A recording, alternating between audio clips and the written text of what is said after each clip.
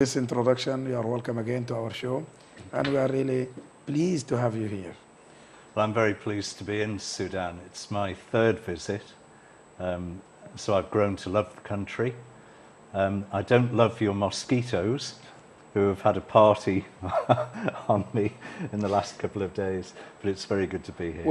We have a Sudanese proverb: whenever you drink from the water of the Nile, we will come again, and hope to see you fourth time again in Sudan. I hope so. I would like to ask first about a broad perspective regarding the relation between religion and politics. Nowadays, the world, from intellectual point of view, are divided. In a secular orientation point of view, that religion has nothing to do with the state, having in mind the historical experience in Europe before and the conflict between the church and the state. Another view, on the other hand, there is another view, think that, religion and politics are interlinked. You cannot talk politics without religion. You cannot talk about religion without politics. Well, I think you can't understand the world if you don't understand religion, because religion often in the West is seen as a sort of add-on. So you have ordinary life and politics and economics and social movements and so on, and then religion somehow is over here and you bring that in at the end. And that's a misunderstanding of how religion operates, because if you are committed to a particular religious worldview or a community of practice, then that shapes the whole of the way you see life and the world. So if you don't understand religion, you can't understand why people and communities act in the way they do, why they choose the things they do. Now, I think on the distinction between religion and politics, there's a difference between saying, as I would, that religion and politics belong together, because politics is about people and power, and religion is about people. Yes. And they're living together. And whenever you have people together, you have questions of power. So religion must have something to say. As a Christian, I would say that the notion of power that we have in Christianity, although our history doesn't always show it very well, is that we don't use power to oppress people, but Correct. Power is to be given away. Now, religion and politics belonging together in that sense, I think, is indisputable. But when power and politics try to use religion for its own ends or party ends, then you have a problem. You don't feel any contradiction being a member of the House of Lords and being a bishop, a religious leader in your country? No. And the reason is that I think firstly I would say if you were to create a parliament, you probably wouldn't create what we have in England now, with 26 bishops as part of the upper house, the House of Lords. Yes. But we've inherited it.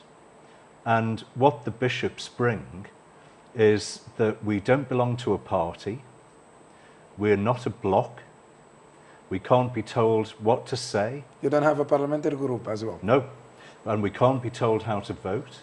So regularly, bishops will vote in the same debate in different ways, because our responsibility in the British Constitution, the British polity, is to serve the common good of the people, not primarily the interests of the church.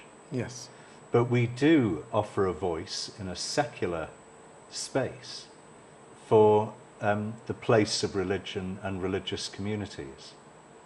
So I don't think there's a contradiction, even though it's a bit odd.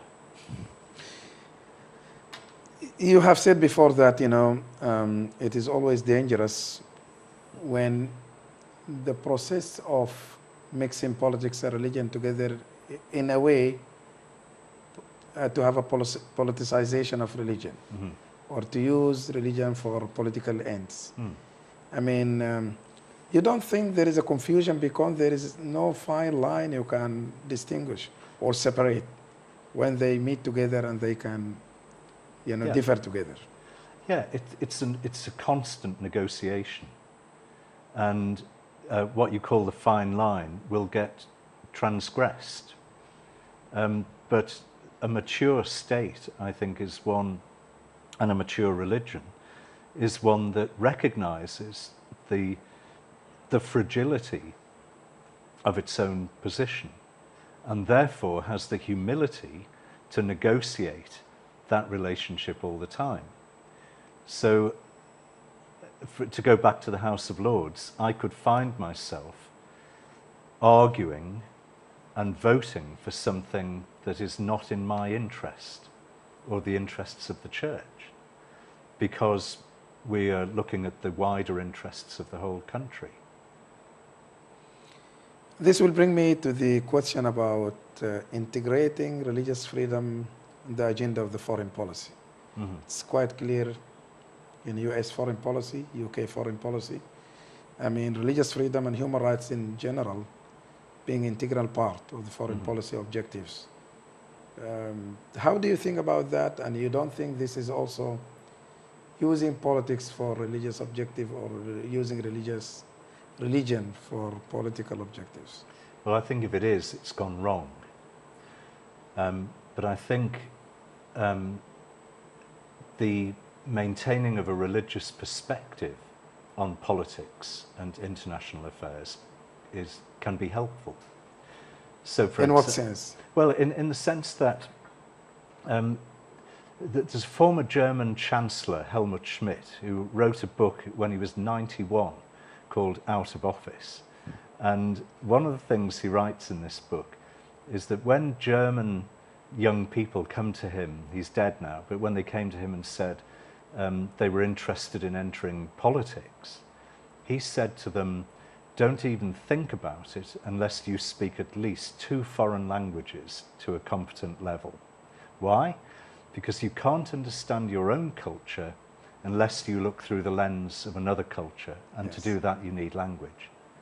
And I think when it comes to politics, to the negotiation between religion and power, then we need to be able to look from the outside at our own situation. And again, that's evidence of a mature society, a mature politics, that we can look through the eyes of outsiders to see what we look like and what we sound like. And that issues a corrective. So, you know, I can look at freedom of religion and human rights in Sudan from the outside, careful not to bring in my agenda, but to try and understand it first of all. Correct. But then Sudan might say, well, this is a gift that someone from outside is able to tell us what we look like. And I think that's where the international community can be seen, rather than as a problem, as a helpful gift in helping us to see more clearly and recalibrate. Because if I live in my bubble in England, I'll give you an example. Brexit is going on at the moment. Yes. Well, I do a lot of work in Germany, Switzerland, and so I read the German and the French media because I want to know what it looks like. Now, in Britain, it can look like we are saying we're really strong, we're powerful, we're going to leave the European Union and strike out on our own. And in Germany, they're going, you're mad. And so we need to I've heard the same, yeah. You see what I mean? Yes. So with religion and freedom of religion and human rights, we should see it as a gift to look through the eyes of the outsider to see where we might improve, how we might change, and where we might be challenged. But the problem here, I think every religion has its own perspective regarding the worldview, or even looking into some international politics, or even social problems. My question will be, why all attempt and endeavors to revive the religion dialogue in order, to prevent conflict, in order not to use politics for fanatic move or terrorism or something like that. Most of the attempt to reconcile the perspective of different religion, to have a peaceful world, or more to have an open dialogue between religion, almost failed. Why? Well, I think there are very strong dialogues between, particularly between religious leaders, and on the ground, very often between particular religious communities. What's difficult is that if you look at the level of religious leaders around the world, they can sign documents, they can agree that we ought to live in peace. That doesn't always filter down to the grassroots, at ground level. If you were to say religion is a problem because it encourages fanatics, for example, so we ought to marginalize religion, I would say, well, you have to marginalize politics and politicians, because every human being has a worldview. There is no neutrality. They're making mess all over the world. Yeah, there is no neutrality. So no one can say, well, I occupy objectively neutral space, and everyone else is somewhere up the crazy scale.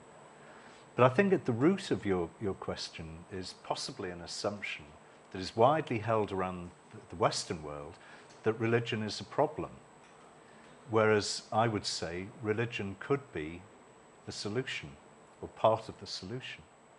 So how do politicians stop seeing religion as a problem with crazy people, and how does it embrace religion and say, we will be open to look through your eyes to see how the world looks to us? From your perspective, there is a dialogue between civilization. This is the motto right now, and there is organization regarding that. In a way, I think if you could have a real dialogue directly between religion, rather than to have the umbrella of civilization, as if there is a Western civilization, Eastern civilization, Persian, Egyptian, or something like that. You don't think that if we have a direct dialogue between religion, might be better than to go for dialogue between civilization in a way? Well, this is a matter of some debate. I remember when the United Nations and the Spanish government came up with an alliance of civilizations, and there were some religious bodies, including the Roman Catholic Church, that found it very difficult and wouldn't engage with that, and for a number of reasons.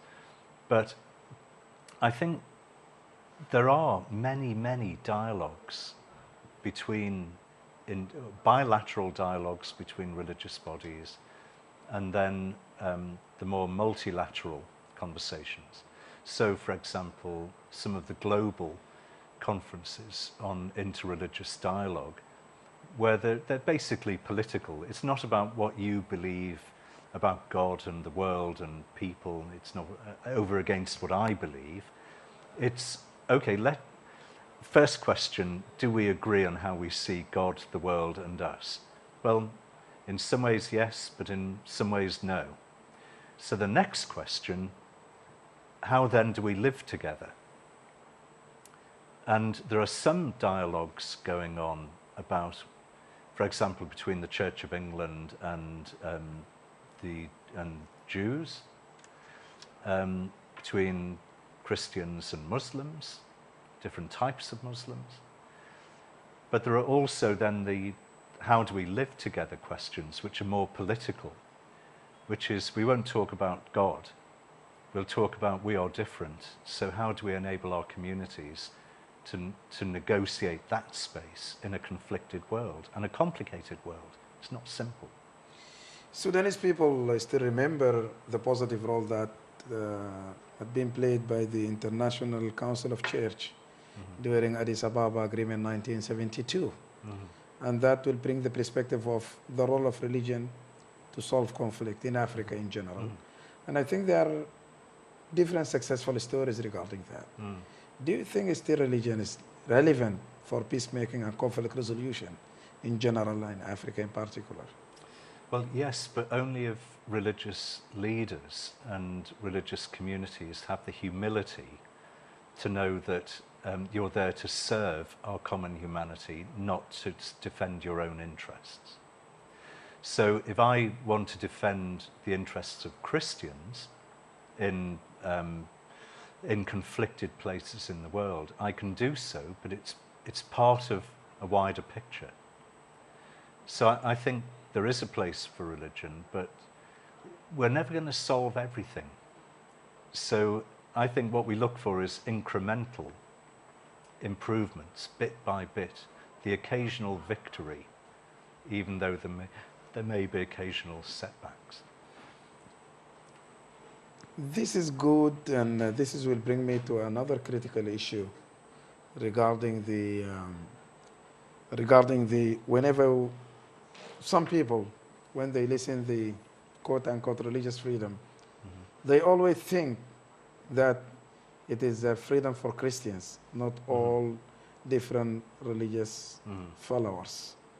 When you say that religious freedom, most of the people think, okay, this term coined to be for Christians, not for the religious freedom for Muslim or Jews or other followers. How can you defend that? Because, well, I wouldn't defend that.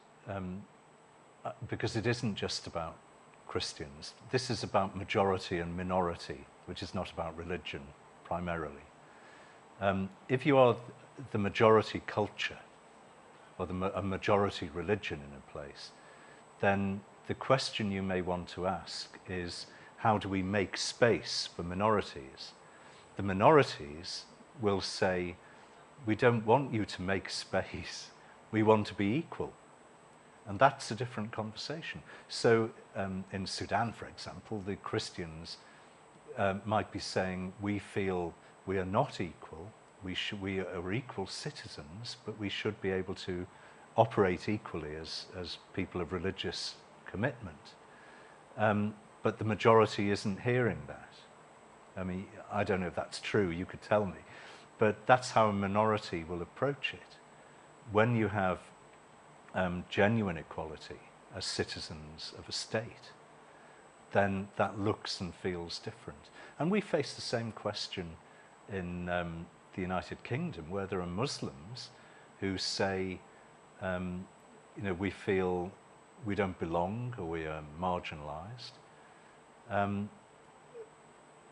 But I would say we are actually equal. But I have to learn. There are a lot of Muslims where I live.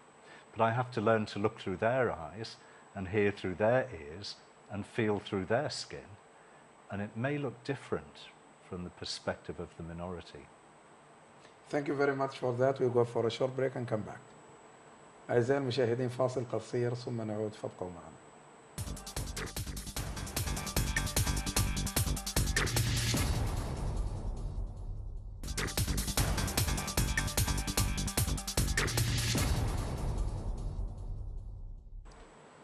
مرحبا بكم أعزائي المشاهدين مرة أخرى في برنامج الحد الأدنى، ونحن نواصل الحوار مع القيس نيك بينز عضو مجلس اللوردات البريطاني وكذلك مستشاري كبير أساقفة كانتربري، وهو أيضا كبير أساقفة الكنيسة الإنجليكانية في ليدز. في الجزء الأول من الحوار ناقشنا قضية الحريات الدينية وقضية الحوار بين الحضارات ودور الدين في السياسة، واستمعنا إلى إجابات مختلفة. لكن في هذا الجزء الثاني نواصل الحوار حول قضايا الحريات الدينية المرتبطة بالسودان. Bishop, welcome back again for the second part of our discussion. And I will start with Sudan. And I will be a bit candid and frank in this question. Most of the politicians and intellectual Sudanese think that the separation of South Sudan 2011 was mainly driven by Christian right in the West pushing for the separation of South Sudan. And they put it in a context that religion has been used in a negative way to separate part of Sudan because they think that protection of the Christian is very important than that to keep the country united, or to have a Christian independent state rather than to have a formula for peaceful coexistence between Muslim and Christian. In a way, the conclusion of this question is that separation of South Sudan was mainly driven by Christian motivation and Christian movement in the West, in Sudan. It might be wrong, it might be right, but it is a question anyway. I would find it difficult to comment because I'd need to be more clear about who was driving it from the West. I think it's quite clear that there were serious questions of religious freedom there, but what were the political drivers towards the separation? I think it's much more complex. I mean, I think it's a matter for Sudan and South Sudan. I'd have to say it wasn't terribly successful given what's happened, but you would have to go back to asking, well, if there were political drivers outside of Sudan driving for the separation, did they have a case? You know, what was the evidence that enabled them then to make their case that there ought to be a independence or separation? Was it because Christians felt that they were second-class citizens, they were marginalised? Whatever the outcome, ultimately, you would have to identify what were the drivers, what were the factors that outsiders were able to focus on to say that's a problem. And I think that's much more complicated than simply Christians. It is true, but in a way, I mean, I'm asking about the religious perspective. Yeah. Whenever people fail to have a formula for coexistence or to preserve the right, because this is civil struggle, political struggle, to have all citizens to have equal rights together. It is a process, definitely, and to have, but the nation state in Africa in general, very fragile in terms of ethnicity, tribalism, and also religious diversity in a way. But do you think that religious perspective support or not supporting that religious minority have their own state anywhere in the world? I think this is where we go back to an earlier conversation about politics and religion. And a religious state is a difficult concept, I think, because that is the procurement of religion by power, or of power by religion for its own ends. Part of the struggle for Christians, I think, is that Christian theology says, you know, our symbol is a cross. It's about giving up power. It's being subject to what the world can throw at us and not throwing it back. That's what Jesus was about. And when Christians try to use power to accumulate power for their own interests, then we have a problem. But politics is complicated, as you know. Correct. Would like to welcome you back for the third time in Sudan. Why you are here in Sudan this time? Well, I'm the bishop of probably the largest diocese in the Church of England, the Diocese of Leeds. And in 2014, it was made up out of 3 small dioceses that were dissolved, and one of them was Bradford. And I was the Bishop of Bradford for 3 years before that. And for 40 years, there's been a link between the Church of England in the Diocese of Bradford and the Episcopal Church in Sudan. Interestingly, not in the south, just in what was North Sudan. And therefore, we have a very close relationship. So we have clergy and lay people who come over here to do what we talked about before. Yes. To be able to share the life of Christians here, but also to see what's happening, to meet Muslims as well, and to learn about Sudanese life. And we bring over Sudanese to England as well, so they can look through our eyes, and they're always cold when they come to England. You are right. I mean, we'd like to talk about the religious freedom and coexistence in Sudan. You know, after the separation of South Sudan, because the majority were Christian right now, the statistic might show that Christians in Sudan like 3% right now, maybe more or less, but this is just roughly the figure. And as we have discussed before, that the Sudanese constitution has a very sound Bill of Rights, that, you know, citizenship is a base for duties and rights everywhere. But definitely in every society there is problem here and there. How do you perceive religious freedom in Sudan?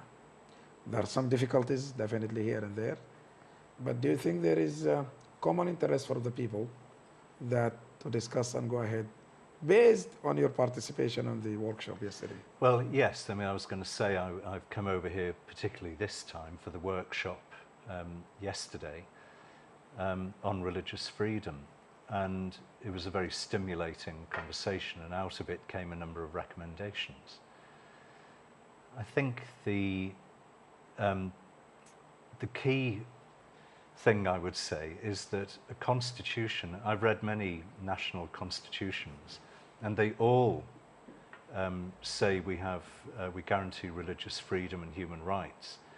But then what you sometimes see is that the legal framework doesn't support, in some areas, what the constitution aspires to.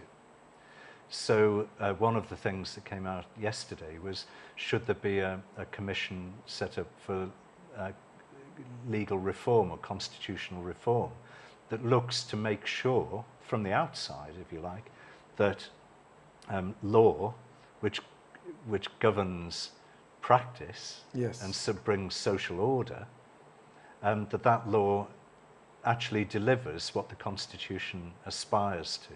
And should be harmonized. Should be, yeah, so there's no distinction. Conformity, between it. Because what I was saying at the workshop was that the lived reality for people is often different from what we think the law should allow and what the Constitution guarantees. So if the Constitution says there is religious freedom and everybody is equal because citizenship is at the heart of everything, and then there are particular laws that discriminate against particularly religious minorities, then they are going to say, and that law is applied, they are going to say, well, how does this work if the law is not delivering what the Constitution says?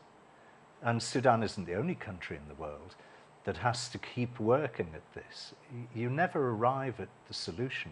You have to keep negotiating it. But honestly, this is maybe the same argument that people have been listening for the last 30 years, even before the separation of South Sudan. But let's talk exactly about maybe two examples, as has been discussed in the workshop. For example, the school calendar. Yeah. For the last maybe, many decades, definitely, the holiday for Christians is Sundays here. Yeah. But the state government would like to regulate that, to have a unified school calendar, and this is all over the world. I think in UK itself, there is no holiday at the weekends for Muslim or for, for Jews or for the Christian, but there is a national school calendar for everybody over there. But definitely there are different voices that they would like to have this. How can we reconcile these differences for a country that would like to have a national school calendar for everybody, and some religious schools would like to have their own weekends, holidays, separate from that? I mean, how can we reconcile this? Well, I keep using the word negotiation because there isn't a single solution that works for absolutely everybody. So how do we serve the common good as well as possible. In England, space is made for religious holidays, for example. And in my own office, I have a Jewish secretary, and on the Jewish holidays, I insist that she has that day off and that she doesn't take it as from her holiday allocation. Yeah. Because it's important. Correct. And I think she was surprised when I You offer said that. And I think in schools it's the same. We make provisions. Some, for example, Muslim schools, I mean, I could name one or two, they will not work on Friday, but they will do Saturday. So there is provision, again, within our settlement, for flexibility within it. And I think in relation to that particular ruling, which I think was in Khartoum State, It's only Khartoum State. Why create an unnecessary problem at that particular time, when that becomes one of the touchstones for the international community, looking at Sudan and saying, well, is that a restriction of religious freedom? And then it becomes a human rights issue, and then it becomes a political issue. But the state authority think this is would like to have a unified national school calendar for everybody to follow and to have, a school order in that. I mean, different perspective, definitely. Yeah. But you said that negotiation is very important. In a way, I listen to different arguments. Mm-hmm. One of them that, the majority of the students in this Christian school are Muslim themselves. Mm-hmm. So the family of the Muslim, would like also to have the family, to have their weekends together. This is one of the arguments, for example. But anyway, negotiation is the only way for well, this. I think it has to be, but a negotiation assumes that you have all the parties in the room. Correct. And, it's not for me to advise the state government of Khartoum, but you need the Christians in the room if you're going to negotiate something that will have an impact on the Christian or the Jewish community, and you want to bring them alongside. So you look for the compromises where you can get the best for everyone.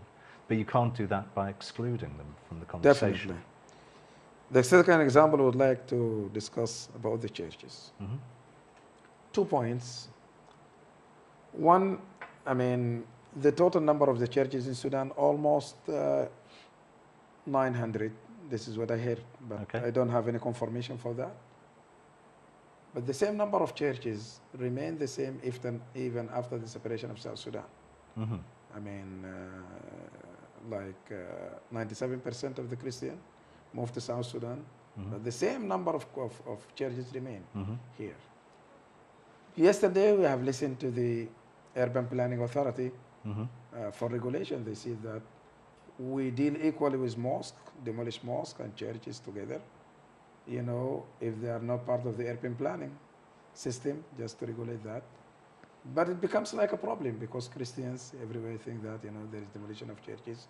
International community pick that as an evidence for, oppressing the Christians. Mm-hmm. And this is the same allegation, that have been circulated before, even during South Sudan. How can we deal with that problem in a negotiation manner and to respect different perspectives on that? Well, I think there's an underlying question there about how Christian churches organise. I mean, in the same way, we find it quite, in the United Kingdom, quite interesting that suddenly a mosque pops up, and what you thought was a shop on the corner of the road is now a mosque. And then we say, well, to whom does that belong? Well, it doesn't belong to anyone. It's just someone decided to turn it into a mosque. And it's very difficult to communicate very often because there's no organisation of mosques. But we make space for that. You have to. Now, I think the question for churches is the population of Christians may have gone down, but the way you belong to a church goes deeper than simply, Correct. well, there used to be 100 of us and now there are 20. We are committed to these people in It's this not about place. number. It's not It's about about numbers. about Yeah. rights. Well, it's about rights and obligations. Now, I think the danger is that what is perceived as a religious freedom issue receives a political administrative response, which is, well, you built it in the wrong place. And I think at heart, some of this has to do with communication and PR. For example, when I was here last with the Archbishop of Canterbury in 2016 or 17,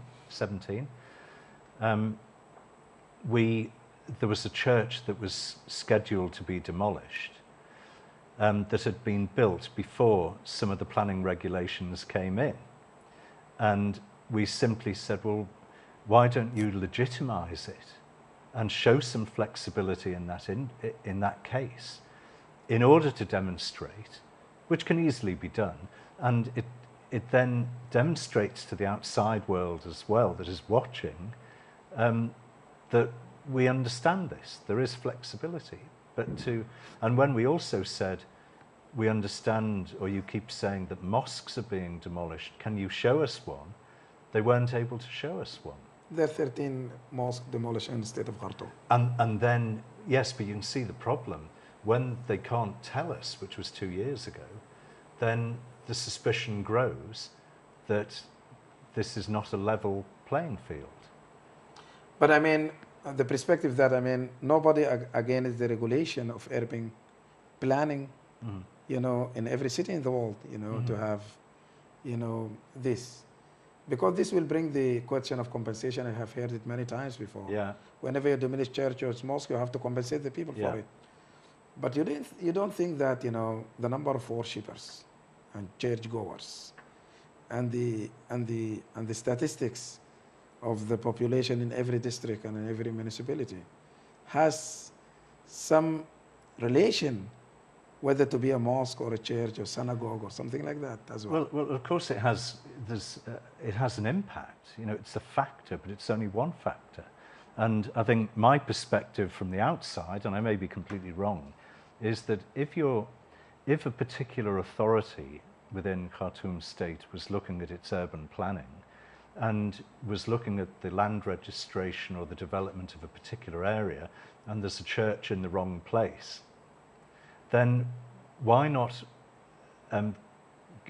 get the bishop or the archbishop or the church involved, bring them in early and say, how do we resolve this question, rather than simply saying we're going to demolish your church and one day it gets demolished. So why not seek a solution rather than simply present a problem that then is compounded by action? I have heard another argument, I don't know whether it's wrong or right, that the number of churches is more than the Christian in this country. Well, I think that would be very surprising, because if you have, I don't know what the statistics are, but if you have 1 million Christians, you're not going to have 1 million church buildings. But I mean that, in a way, that means that they're enough for the people, because I have heard, I'm not sure about it, that I mean the number of churches that exist in Khartoum state right now is enough to accommodate the worshippers of Christians in Khartoum, but for example. Enough according to which criteria? This is the right question. Simply numbers. I mean, you see, if you're looking at religious freedom, there's an issue that goes well beyond numbers, which is, if you're Muslim, can you register land for a mosque more easily than you can if you're a Christian? If there was a new community had developed because of migration or cross migration, and there are a group of Christians who say, we would like to worship together here rather than walk 3 miles to somewhere else. Correct, absolutely. Why can't we simply set up a church in a house, or maybe have a building later? But why can't we register this? Then I would say it's in everybody's interests to ask, well, how do we enable this to happen in an orderly way? Another question regarding this is about, is a question, Christians in Sudan are Sudanese citizens. They have to fight for their all rights in the constitution and laws.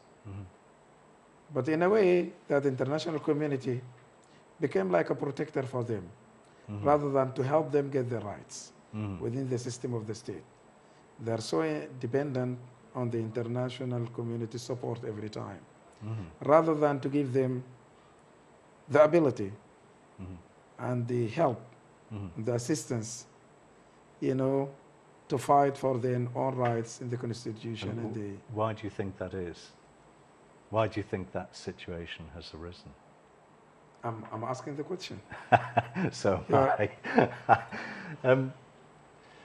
well, I'm asking the question back because I can't pretend to understand everything about the Sudanese situation. Honestly, the problem right now, most of the Sudanese think that some in the international community always, you know, play the role of protecting the Christian minority in Sudan, rather than to help them get their own rights within the system itself. So why am I here? You know, I'm not here as someone from outside to interfere. No. This is not the question. Precisely because you might at one stage want to protect a community in order to give it the confidence to do what you're describing, which is about growing in confidence and maturity. There's a good answer for that, definitely. And if the state creates the space for drawing Christians into the negotiations ahead of the time as equal citizens, and not just we will generously carve out a bit of space here for you, then that creates a different conversation, a different relationship. It creates trust and it builds confidence. And then you get, I think, what you're asking for, which is that the international community shouldn't have to be looking in order to protect. But if you've got a minority that feels it's not being given its rights, then inevitably that's going to be looked at in the same way as it is in Unfortunately, we're running out of time, but I will give you 30 seconds to give your final message. I mean, to the in perspective of religious coexistence, peaceful coexistence, how can Sudanese people, Christians, Muslims, other minorities, live together? I would use the words of Jesus: love your neighbor as yourself. Put the interests of your neighbor ahead of your own sometimes, and see what the world looks like through their eyes. And if we build strong relationships from the ground, then you bring change throughout. But it's a process, it's not an event. This is a wonderful conclusion to our discussion. Thank you very much for your time and your patience and your openness and candid discussion to have all this question together. No, thank you very much. Thank you. أعزائي المشاهدين، للأسف كنا نريد أن نستمر في هذا الحوار الذي نريده كاشفا واضحا حول قضايا الحريات الدينية، ونشكر